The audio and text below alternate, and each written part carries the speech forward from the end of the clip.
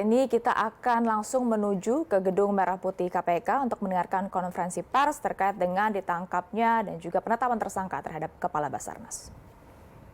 Namo Buddhaya, salam kebajikan. Rekan-rekan wartawan, wartawati yang saya hormati, saya cintai dan saya banggakan. Pada hari ini KPK bersama TNI yang dipimpin oleh para Kapus POM TNI beserta rekan-rekan.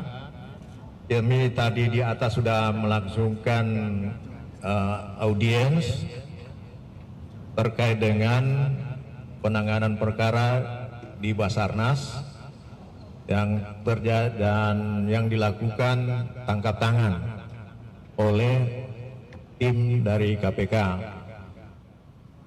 Dalam pelaksanaan tangkap tangan itu, ternyata tim menemukan, mengetahui adanya anggota TNI. Dan kami paham bahwa tim penyelidik kami mungkin ada kehilafan, ada kelupaan bahwasanya manakala ada melibatkan TNI harus diserahkan kepada TNI, bukan kita yang tangani, bukan KPK.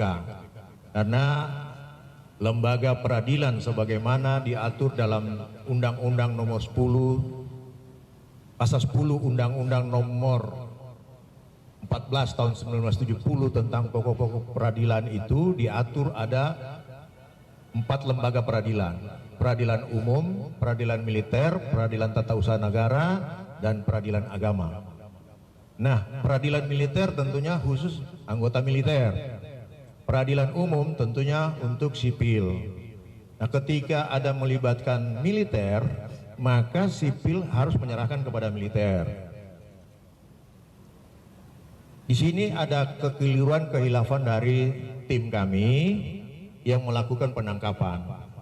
Oleh karena itu kami dalam rapat tadi sudah menyampaikan pada teman-teman TNI, kiranya dapat disampaikan kepada Panglima TNI dan jajaran TNI atas kehilafan ini. Kami mohon dapat dimaafkan, dan ke depan kami akan berupaya kerjasama yang baik antara TNI dengan KPK dan aparat penegak hukum yang lain dalam upaya penanganan pemberantasan tindak pidana korupsi.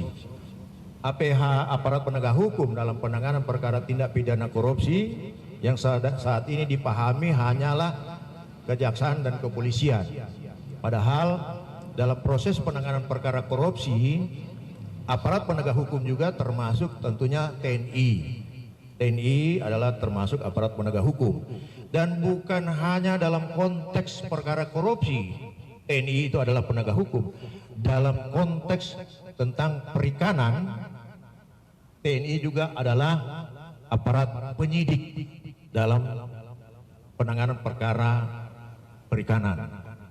Oleh karena itu, kami dari jajaran lembaga pimpinan KPK beserta jajaran sudah menyampaikan permohonan maaf melalui pimpinan-pimpinan dan Puspom dan rekan-rekan untuk disampaikan kepada Panglima, dan kedepannya tidak ada lagi permasalahan seperti hal seperti ini.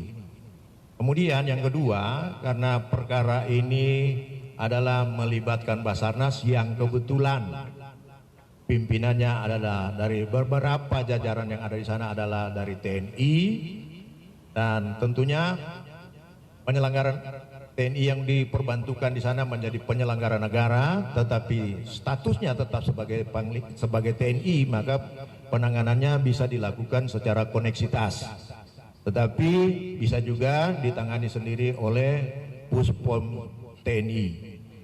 Kami lagi berkoordinasi nantinya bagaimana yang terbaik untuk kedua lembaga demi bangsa dan negara dalam penanganan perkara korupsi. Saya kira untuk sementara dari saya cukup sekian. Untuk selanjutnya kami serahkan kepada Dan Puspom TNI. Silakan Pak.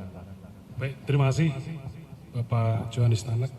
sebagai salah satu komisioner KPK. Selamat sore yang saya hormati rekan-rekan wartawan. Jadi tadi sudah disampaikan kita mengadakan pertemuan di atas terkait dengan kejadian atau tindak pidana korupsi yang terjadi di Basarnas. Jadi kita aparat penegak hukum KPK maupun dari lingkungan TNI adalah polisi militer dalam hal ini, kita berkoordinasi untuk penyelesaian permasalahan ini agar lebih baik lagi. Mekanisme-mekanisme di lapangan yang mungkin ada celah, ada kekurangan, itu akan kita perbaiki bersama. Dan yang perlu saya tegaskan di sini bahwa terus terang dengan adanya kejadian tangkap tangan ini khususnya Panglima sangat kecewa karena kenapa korupsi masih terjadi di lingkungan TNI. Jadi itu yang perlu ditegaskan dan Panglima sangat komit dengan masalah penegakan hukum khususnya korupsi.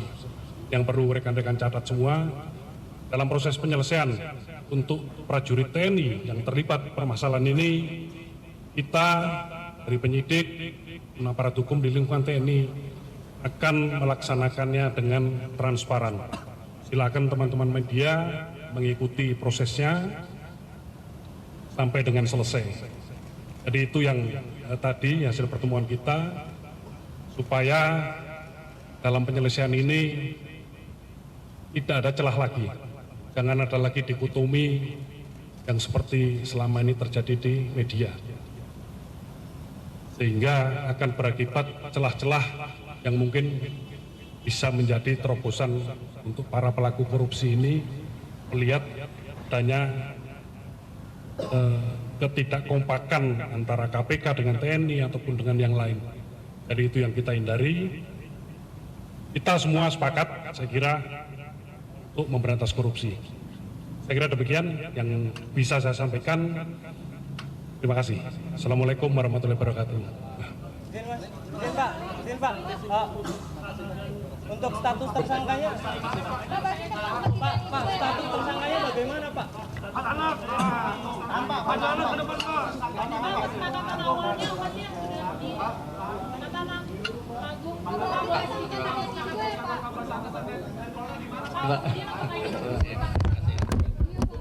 Ya Pak, mungkin bisa biar lebih jelas Pak. Iya Pak. Mas Ali. Pak, pertanyaan itu saja Pak. Bagaimana status tersangka? Julius, boleh Pak? Pak, ini status tersangkanya bagaimana ya Pak? Izin Pak.